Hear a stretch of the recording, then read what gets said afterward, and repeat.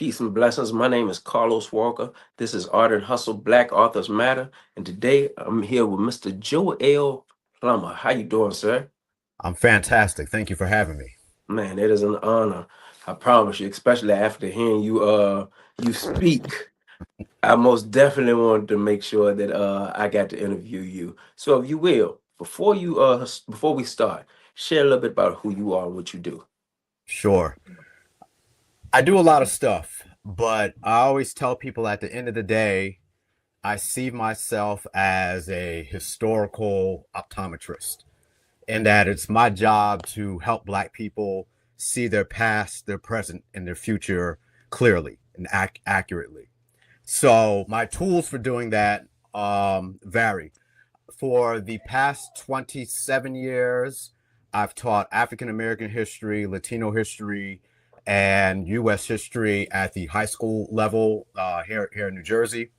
And Okay. also for the past 17 years, I've taught in the Africana Studies department at Rutgers University. So, and on top of that, I'm a working photojournalist. So even my art, my photography is still writing history, but instead of using a pen or a keyboard, I'm doing it with a camera. And so no matter what I'm doing, I'm teaching. I'm trying to use my tools to teach my people about who they are and where they need to go.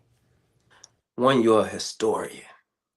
Yes, You're locking down this area in time where we actually have in our focus, kind of similar to the Harlem Renaissance. Those artists, those photographers, those people who was,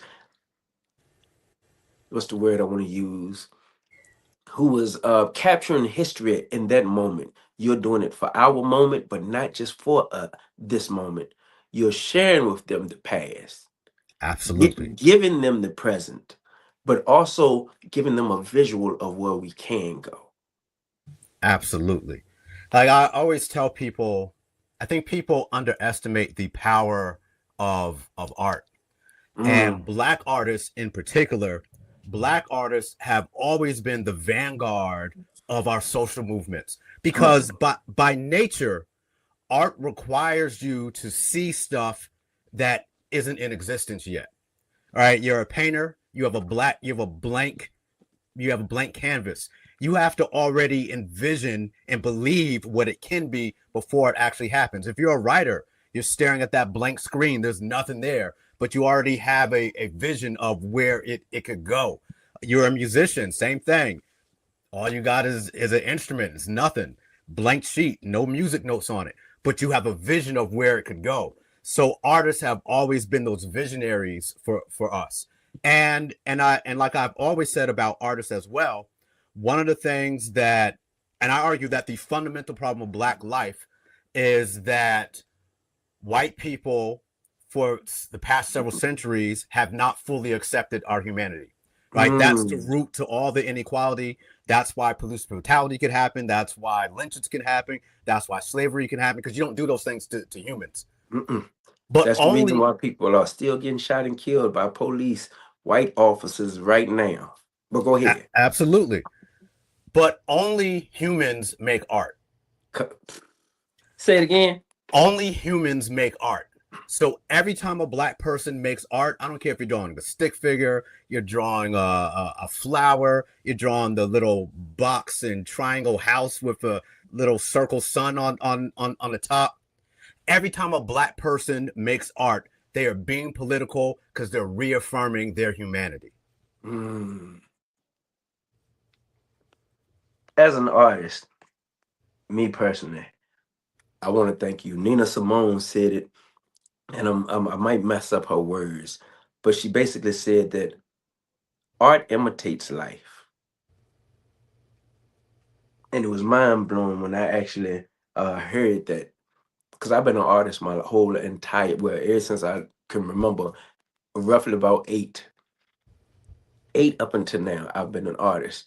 At one point, I did not believe in my artistry Mm, because I had never seen nobody that looked like me or anybody, period, make money off of art. But this is not about me. This, Yeah. even though we was talking about art itself, it resonated with me. I wanted to let you know. Thank you for seeing artists because you're an artist yourself, so you also understand that. Absolutely. So here we go. You wrote a book. What's the name of your book? Tell me why you created this book. The book is called Black Kid, White School, and it's subtitled What They Don't Teach Your Black Child. And I wrote the book with two groups of people in mind. The first were my own children. Come on. I have three children, right? And I'm a history teacher. I went to school. My undergrad degree is in African American Studies. My master's is in history. I went to the Rutgers Graduate School of Education, get certified to be a supervisor of social studies departments. I teach at Rutgers. Like it's my whole life, right? And then I had a conversation with my kids. One was like 14, and my twins were 10 at the time. And the Black Panthers came up. The Black Panther political party came up.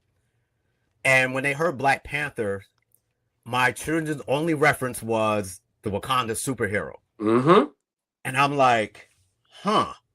Something is lost here. Yeah. And I'm like, wait a minute, I do this for a living. Like, I'm conscious of what goes into my children's mind and what they get exposed to. But and I'm not teaching something for them to actually only know that. Yeah. It's like I have blind spots. And at first I was like, all right, no problem. I have time. I'll teach them. Mm-hmm. But then I thought about it. I was like, oh, I just turned 50 right before I released the book. And I was like, what if I don't have time? Because you don't know. Time ain't in our hands. That's only in God's. Exactly. So I was like, all right, yeah, I have like life insurance policies and all that stuff, so I can bequeath them money. But what am I leaving them intellectually and culturally, psychologically? And I was like, I have to pin some stuff down. And so I started writing this book. And I know my daughter as a teenager, I was like, okay, I know she's not going to read a straight history book through. So I said, all right, this is what I'm going to do. I know she's part of the TikTok generation. I'm going to write the book as questions and answers. Okay. That way you can just, and the way the book is designed, you can turn to any random page, read a question, get an answer, and you'll get a meaningful historical lesson. But that way you don't have to be intimidated by incredibly long chapters or whatever. You can feel like you're making progress along the way. So I spent the last 2 years writing that book. And there's a line in the Hamilton play where Alexander Hamilton's wife was saying, like, why do you always write like you're running out of time? But that's how I felt. That's the pressure I felt. I was like, I got to get this out because, again, what if something happens to me? So I had to pour this out of me to get into my kids. So that was the first group. But the second group is at Rutgers, they had a summer program for kids that were first-generation college students, but did not come from poor families. And so that, now I teach in an urban school district, so that's what I'm used to, right? But this was the first time I got to teach Black kids from suburban towns. That people got money, right? But their parents didn't happen to go to college, but they own, they have an electrician business or something else. So they have money, but their parents haven't gone to college. So this program was designed to help them make that transition into college life. And I taught a seminar on Paul Robeson, and we got to just talk about race and politics and all the stuff I normally talk about in my classes. And those students were so grateful because most of them go to predominantly white schools. And they were like, this is the first time I feel like someone was actually listening to me. And it belongs to them. Exactly. It was that's a good phrase, right? It's the first time they felt like the class was for them, that they weren't the outsider. And they also got to vent because then they could say, Professor Plummer, this thing happened at school and this thing and that, and I thought it was racist, but everyone was telling me I was overreacting, I should calm down, and I was able to say, nah, you should have been even more upset. Because everybody is white predominantly, and they're sitting there and they can see that it is wrong and it feels wrong, but Yep, everybody else can't relate. that's exactly it. So I thought about those kids, and I thought, okay, I have to create something so that these kids can arm themselves as they go to school each day, because they really have to protect their minds. And when I wrote this book, my fantasy was that I'd have those same kids that have read my book, and then they become the well actually kid in class. The teacher says something and they raise their hand and say, well, actually, that's not what happened to black people. Black people did this, did that.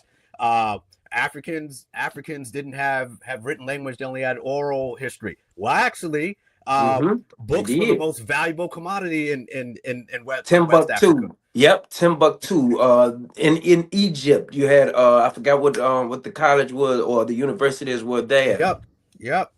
So that's so those are the two things. My own kids. I wanted to make sure I had something for them, and these kids. But what I argue in the first few pages of the book, that even kids that sit in classrooms with all black students are still going to white schools, Mm-hmm. because their classmates may be black, but the curriculum isn't. Mm-hmm. And That's the reason very why your title is that. exactly. So sometimes people think black kid, white school. Oh, I went to school with a whole bunch of black kids. Doesn't apply to me. Oh, yes, it does. Yes, it Outside of does. a handful of like the independent black schools that really focus on the stuff, most black children are going to white schools, and the reality is they're not going to get all the knowledge that they need to function in America. And so this is supposed to be a supplement to that. And that's what I say. This isn't the book that's supposed to teach you everything about history. This is supposed to fill in the gaps. I know Mm-hmm. you know about the Montgomery bus boycott, Mm-hmm. but do you know about the black women who came up with the idea, who Mm-hmm. sold food to raise money to create the supplemental carpool system that black people use while they were boycotting the buses for years? Do you know about the black women that actually competed? They had clubs that competed to see who could raise the most money to fund this independent travel system. So it's like, I know you know the big events, but do you know the rest of the story? And that's what this book is intended to do. And I just want to add the reason why it's also called Volume One, because as I was writing it, when I got through the history part, it was so long. I was like, okay, I'm going to lose my audience if I go too long. I promise you, you will. I'm glad. I'm glad you are one person who knows this. Your book is what, 100 and is it 156 pages, 152? It's like 150 with like 20 pages of references. So what I have learned as an author myself, books don't have to be this big. That is mostly a lot of fluff. Precise and to the point. Somebody will gather the information and can go back straight to the information way faster and read it over again if they miss something. But this, once I read half of it, I got to force myself 9 times out of 10 to read the other half, even if the book is good. Yep, I still have to push myself through this when you could have got it to me in this. absolutely. And I would argue that's my strength as a teacher and a writer. The information I have in this book isn't new historical information, but I've been able to synthesize all the many complicated texts that scholars write, that I know teenagers and a lot of just adult lay people are just not going to go read a 400-page book on one single subject. And so I synthesize a lot of high level information into a form that everyday people can understand. I gotta being that you're here, I do wanna just stop you for a second. Have you ever heard of Amos Wilson? I'm pretty Of sure you have. course. The Blueprint to Black Power. You've seen this book, correct? Yes. And I understand where he was. Higher thinker, probably couldn't, I would say, or because of who he was, he ended up writing a book that was I think it's about 800 some pages. It's thick, but it does have a lot of information. That is a book that I have never met nobody that have read this entire book. I haven't. I have one person that is 10 chapters, maybe 9 chapters away from reading the whole book. Only one person. What I have actually thought about, because we was on that subject, is either going back through that book, because I'm gonna read it myself now. I met my man, but I'm gonna read this book, but it has to be what's the word you use, synthesized, where lay people can understand it. The reason why we have most of our scholars have, I don't even know if you got any scholars that have taken and sitting down and and read this book, but they should. You spoke about vision earlier. The Bible says, my people perish. Hold on. Where there's no vision, my people perish. You said that you do what you do by becoming by being a historian is you want to give them, yes, past, present, but get us to the future. There's never been a vision for us other than somebody else creating a vision for us. White people have, not all white people, but there's a white group that has a vision of where we was going to be, what they were going to use us for. But what is our vision for us? If it's no vision, and I'm glad your kids do know one thing, because there is a vision. To me, I think we have to show it more. So your kids know about Black Panther, not the ones that we know about. They know about Black Panther, but they got to see a vision. You spoke about artists and how Yep. artists can paint the picture. Yep. When you think about the Black Panther movie, what did you see? So, a lot there. I was encouraged by a lot of things, but there was also some things I was discouraged by that got actually corrected in the second movie. I was encouraged that Black people were excited about Blackness. And I listened to the stuff that people responded to in the theater, and I don't want to sound like I'm the judge of what's good and bad, No, but go the ahead.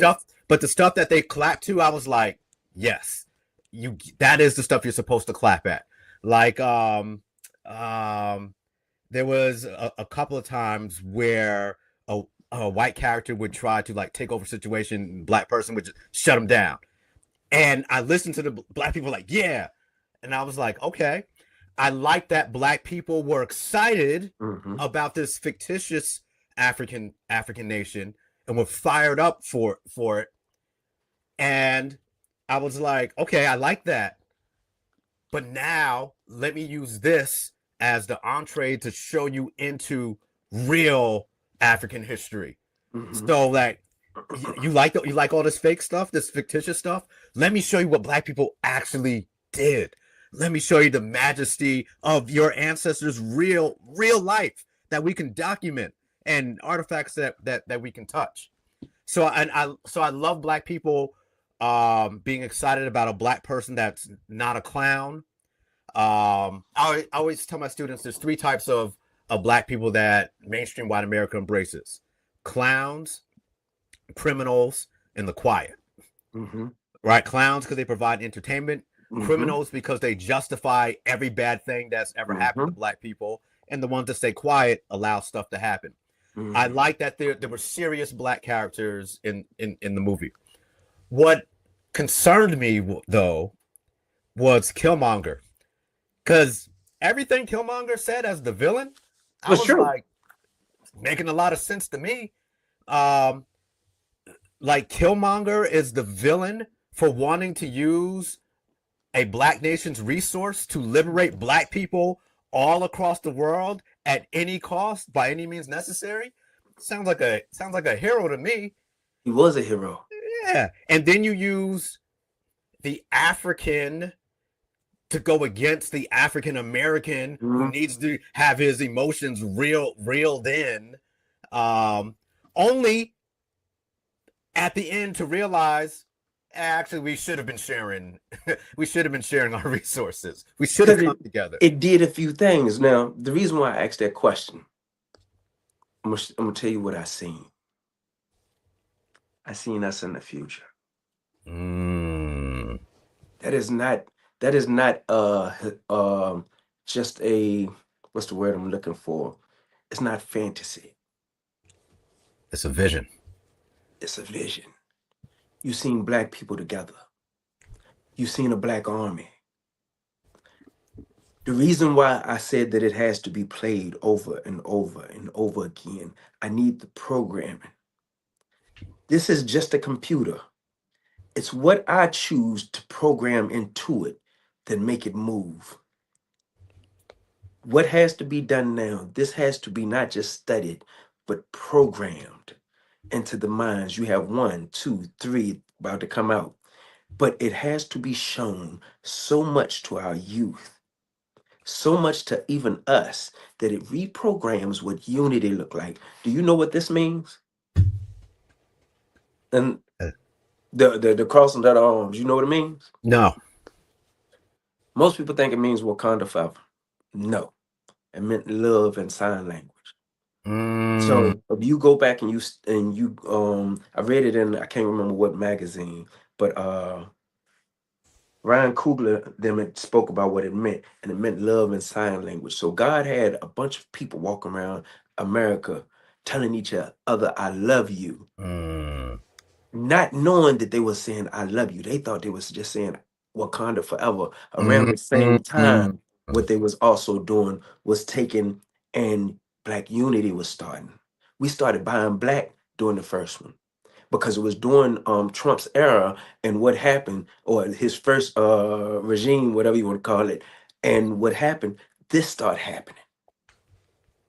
Now, even fast forward, what is it, 8 years later, give or take, um, you had, it has not stopped.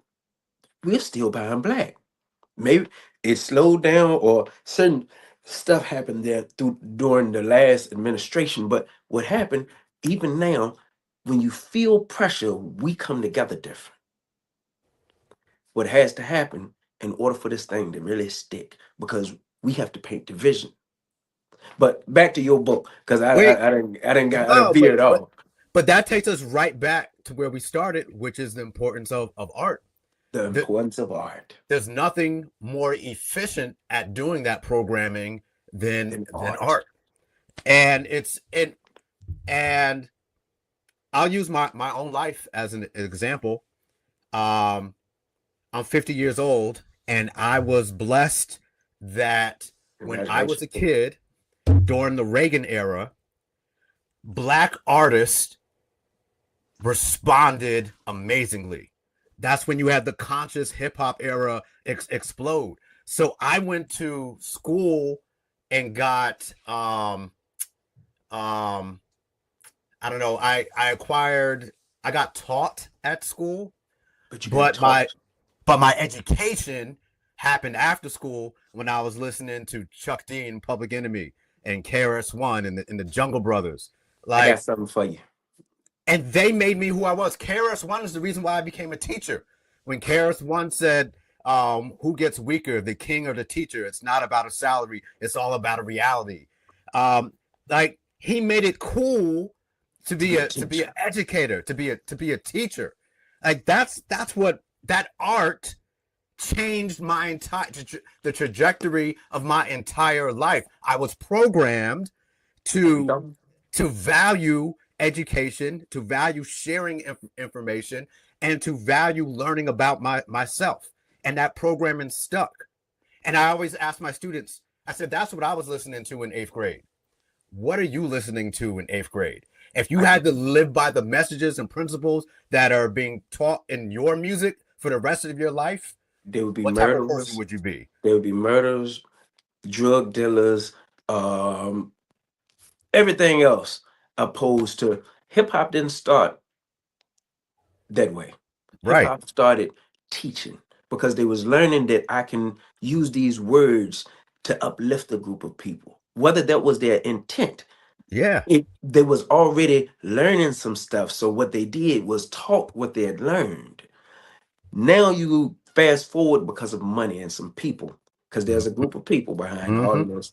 Some people who actually utilize this stuff against us. They Yep. weaponized our words. They weaponized our art. And now you got, if you pay attention to every era, whether it was from your era taught. My era, I'm 44. I grew up technically my real basic year or basic years would be in the 90s. I was born in 81. I heard Pac, great artist, Pac, big, but what was they really talking about? On into your earlier 2000s, you talking about drug years. You talking Yeah. about the years that really, while yes, to me, hip hop has, while it has been damaging, it has also been uplifting in ways, Mm-hmm. It's a but yep.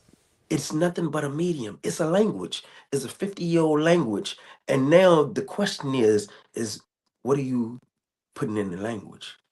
What are you, because they are teachers. Every rap artist is a teacher, and they don't know that they're a teacher. Yes. But me and you gonna build upon this principle after we finish talking about your book. Let me So just say one more thing because it connects go to Amos ahead. Wilson. Amos Wilson has this lecture where he talks about how like art and music is like a truck, a delivery truck. And you can, just like you said, you could put anything you want inside of it, but it's gonna make its deliveries. I promise you, every time, every time. So um you were sharing about the last thing. I think you spoke about the kids, the youth that you wanted to impact outside of your children. Um my question to you, because I think everybody need to read your book, not just black kids, white kids. Mm-hmm. What would you say to the white kid that need this book in their hand? Because they don't know. They're just Yep. like us. Growing up, we got history, but they got the same damn history. Absolutely. I would say you would benefit from this book. White children would benefit from this book because they've been lied to about their history as well.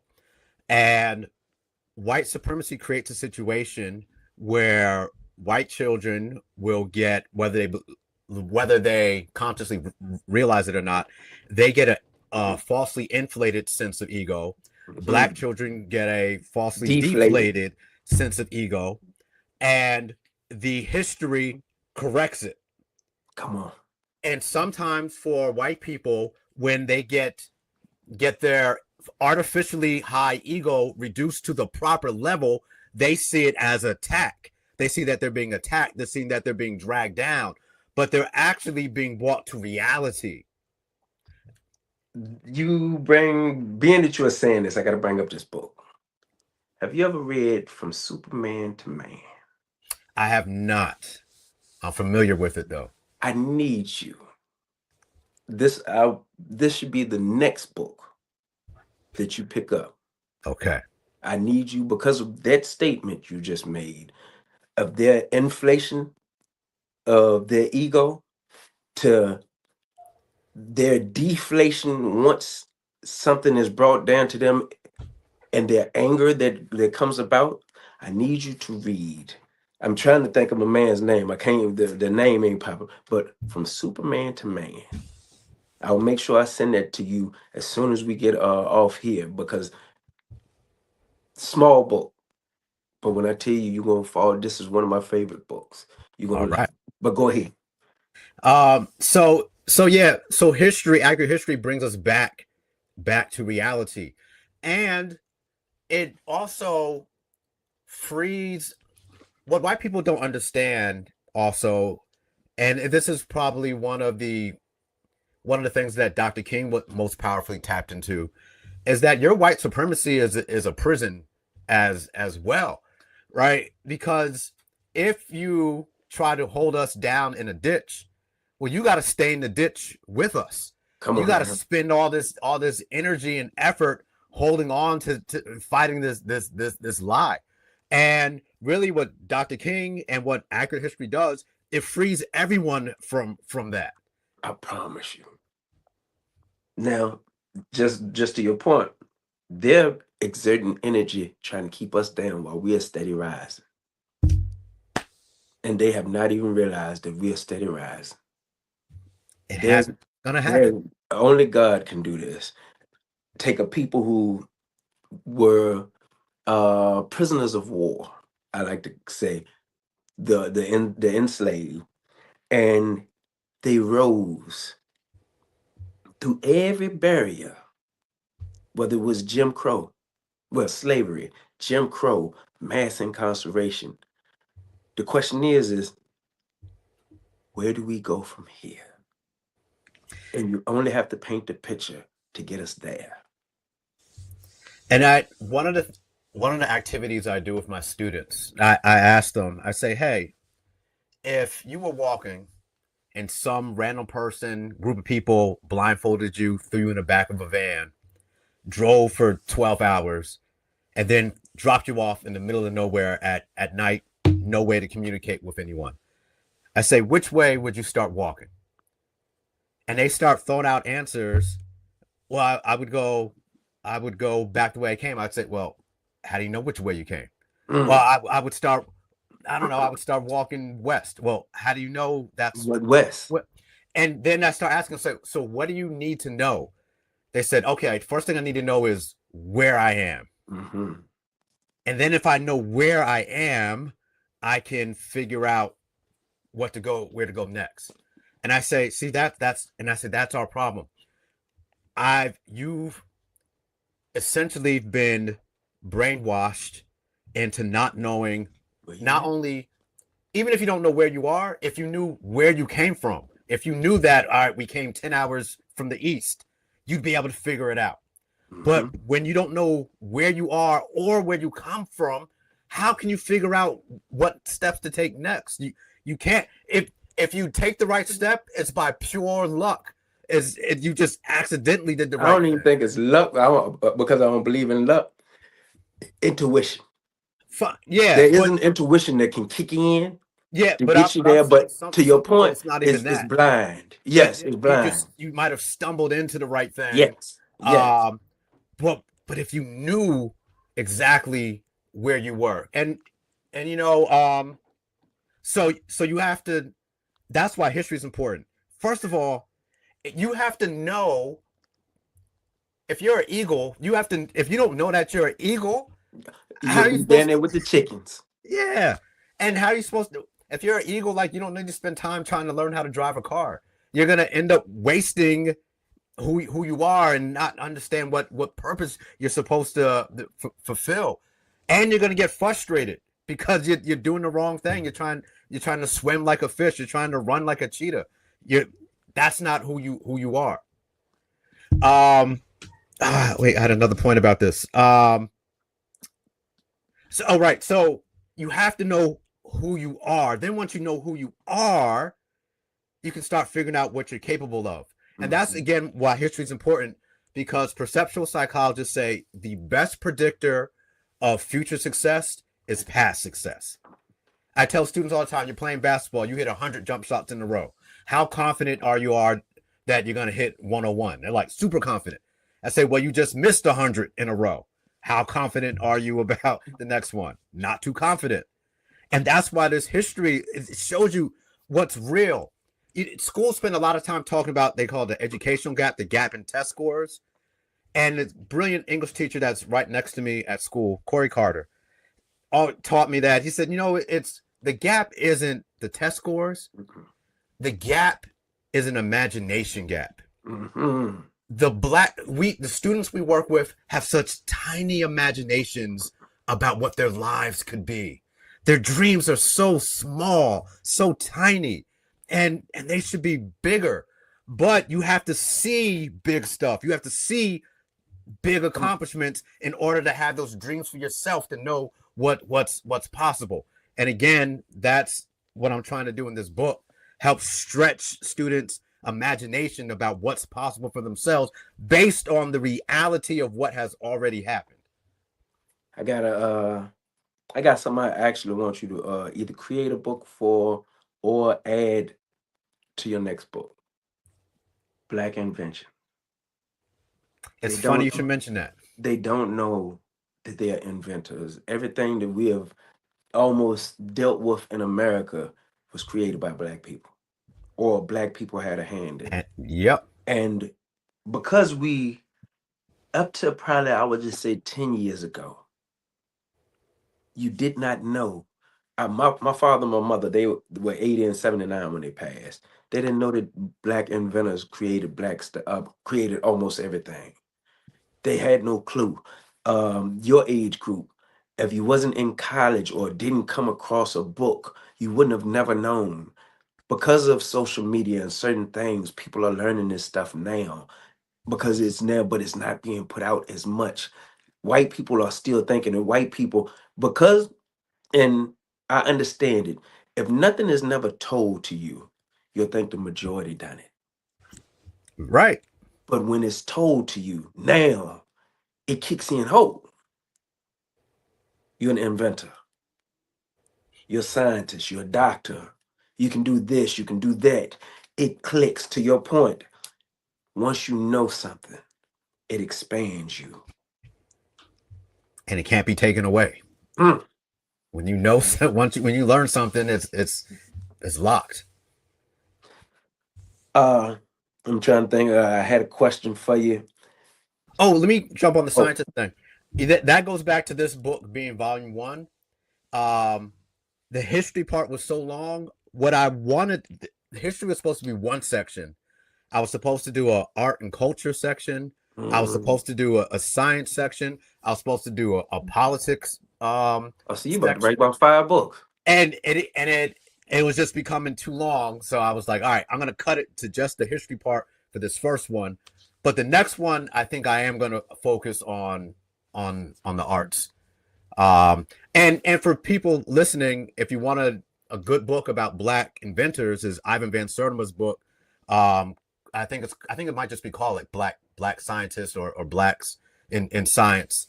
But great text for that stuff.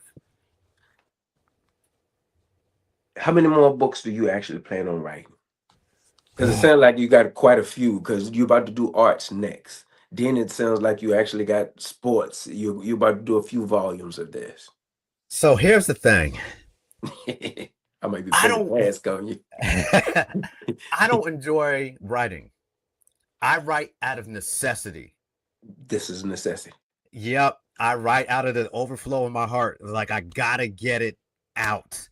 Mm. So I get I'm gonna butcher Zora Neale Hurston's quote, but she says something to the effect of there's nothing more agonizing than the pain of a story that you haven't been able to tell.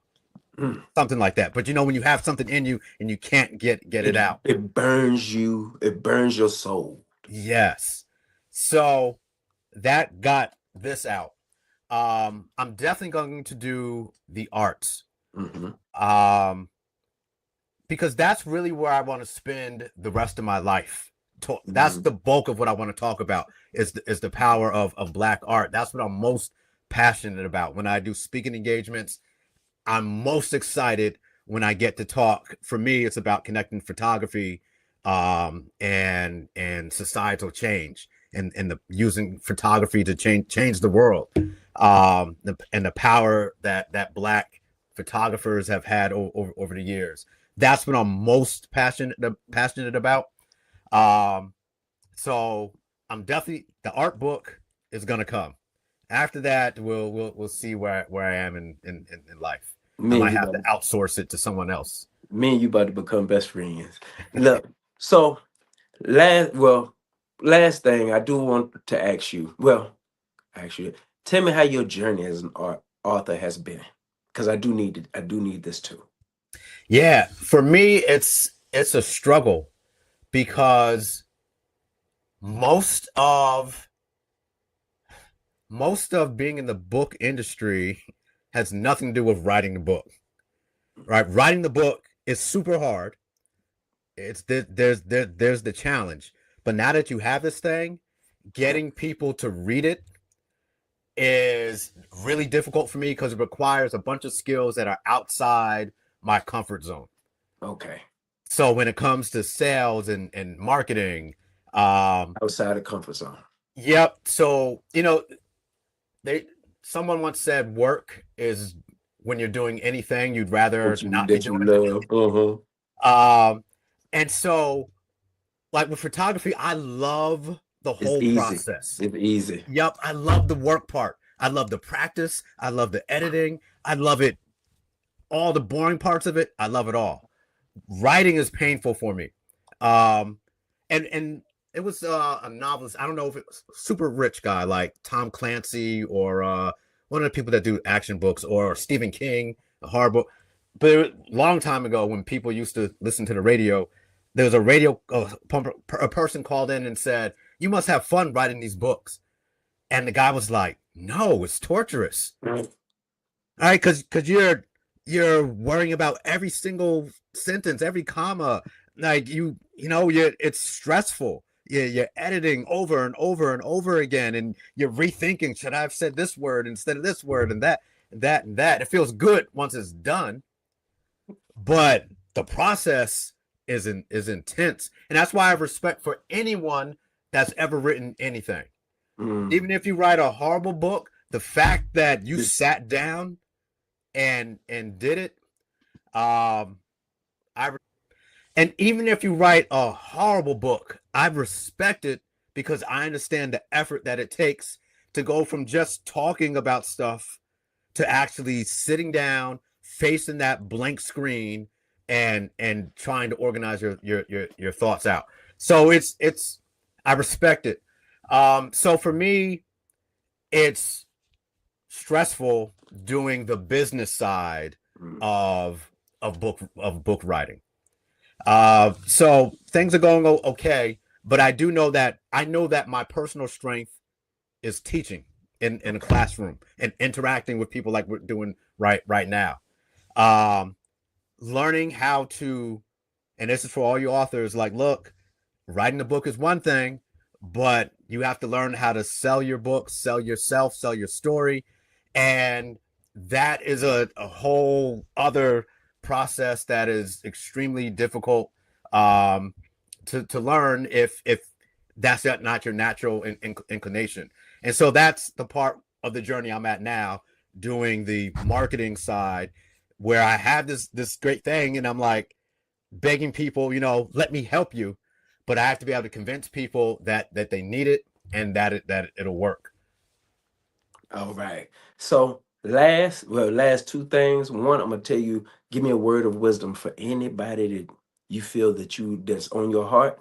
They need a word of wisdom. I don't care what stage they in life. I need a word of wisdom. Second thing, where can they find your books? Your book. I Here need, we and for all y'all, go get his book. My words of wisdom.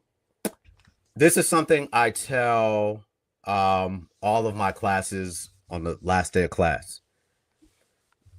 One of the hardest things there is to do in life is to be yourself, no matter where you are and no matter who is in front of you. It is not your obligation to ever water down yourself, to play small, to hide what you actually believe in order for people to like you.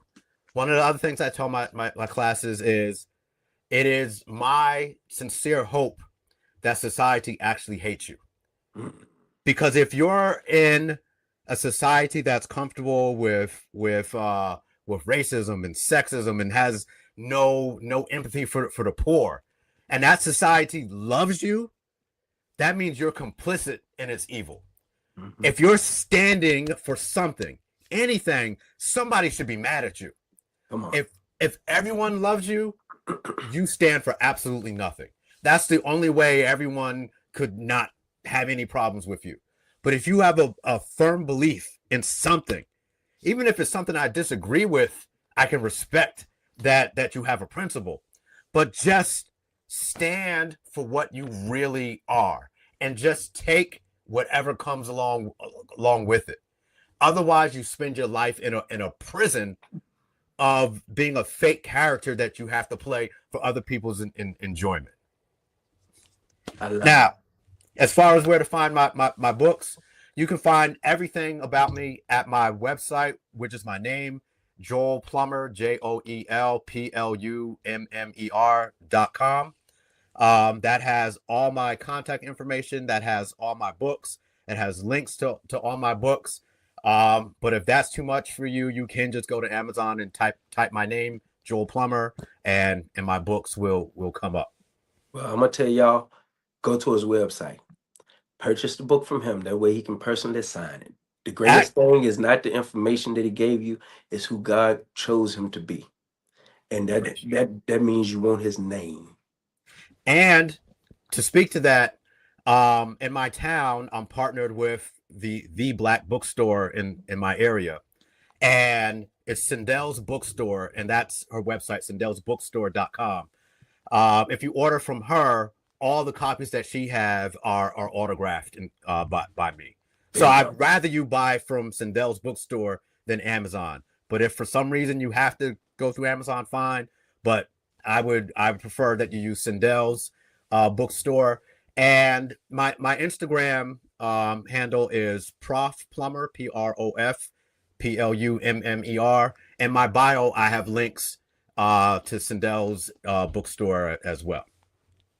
So once again, thank you, sir, for everything you do, for every service that you have rendered to our community, for writing the book, for teaching history, for doing photography. I thank you for everything, because you're doing something that the world needs. And I want you to know that you're here for a reason. I appreciate you. Hey, you don't know how many times you kind of feel you could be out here and you feel alone, that you're just shouting into the void. So when someone like you comes along and says, I appreciate what you're doing and I want to help expand your message, it's greatly appreciated. Look, God allowed me to only meet great people. Couldn't make this up if I wanted to. You're one of them. I appreciate you. So my name is Carlos Walker. This is Art and Hustle, Black Authors Matter, and this is Mr. Joel Plummer. Go get his book. Peace and blessings.